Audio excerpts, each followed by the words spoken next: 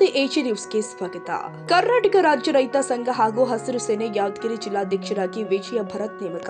ಕರ್ನಾಟಕ ರಾಜ್ಯ ರೈತ ಸಂಘ ಹಾಗೂ ಹಸಿರು ಸೇನೆಯ ನೂತನ ಜಿಲ್ಲಾಧ್ಯಕ್ಷರನ್ನಾಗಿ ಇಲ್ಲಿನ ಯುವ ಸಾಮಾಜಿಕ ಕಾರ್ಯಕರ್ತ ಹಾಗೂ ಹೋರಾಟಗಾರ ವಿಜಯ್ ಭರತ್ ಅವರನ್ನ ನೇಮಕ ಮಾಡಿ ರಾಜ್ಯಾಧ್ಯಕ್ಷ ಚೂನಪ್ಪ ಪೂಜಾರಿ ಆದೇಶ ಹೊರಡಿಸಿದ್ದಾರೆ.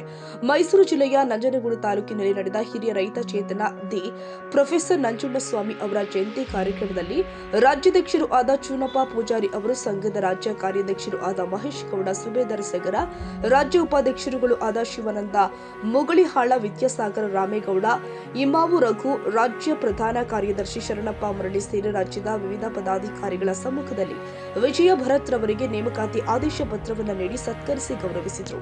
ಕ್ರಿಯಾಶೀಲ ಸಾಮಾಜಿಕ ಹಾಗೂ ರೈತಪರ ಹೋರಾಟಗಾರರು ಆಗಿರುವ ವಿಜಯ್ ಭರತ್ ಅವರ ಸಾರಥ್ಯದಲ್ಲಿ ಕರ್ನಾಟಕ ರಾಜ್ಯ ರೈತ ಸಂಘ ಹಾಗೂ ಹಸಿರು ಸೇನೆ ಸಂಘಟನೆಯು ಯಾದಗಿರಿ ಜಿಲ್ಲೆಯಲ್ಲಿ ಸಮರ್ಥವಾಗಿ ರೈತಪರವಾದ ನಿರಂತರ ಹೋರಾಟಗಳನ್ನು ಹಮ್ಮಿಕೊಂಡು ಅನ್ನದಾತನಿಗೆ ಸೂಕ್ತ ನ್ಯಾಯ ಒದಗಿಸಿಕೊಡುವ ವಿಶ್ವಾಸವಿದೆ. ಸಂಘಟನೆಯ ತತ್ವ ಸಿದ್ಧಾಂತಗಳಿಗೆ ಬದ್ಧರಾಗಿ ಸರ್ವರನ್ನ ಜೊತೆಗೂಡಿಸಿಕೊಂಡು ಸಂಘವನ್ನ ಬಲಪಡಿಸುವಂತೆ ಇದೇ ಸಂದರ್ಭದಲ್ಲಿ ರಾಜ್ಯಾಧ್ಯಕ್ಷರು ವಿಜಯ ಭರತ್ ರವರಿಗೆ ಸೂಚನೆ ಕೊಟ್ಟಿದ್ದಾರೆ. Nizamuddin, Yadagiri, AG news.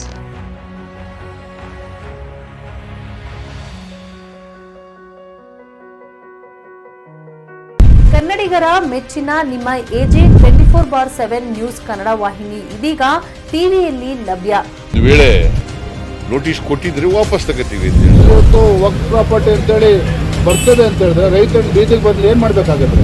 ಯಾರು ವೋಟ್ ಹಾಕಿಲ್ಲ ಅಂದ್ರೆ ಗ್ಯಾರಂಟಿನೆಲ್ಲ ಸ್ಟಾಪ್ ಮಾಡ್ಬಿಡ್ತೀವಿ.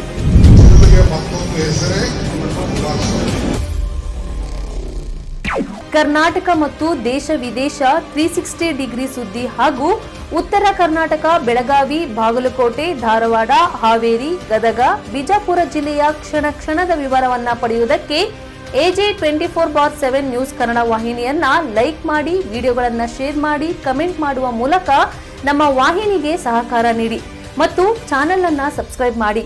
ಧನ್ಯವಾದಗಳು.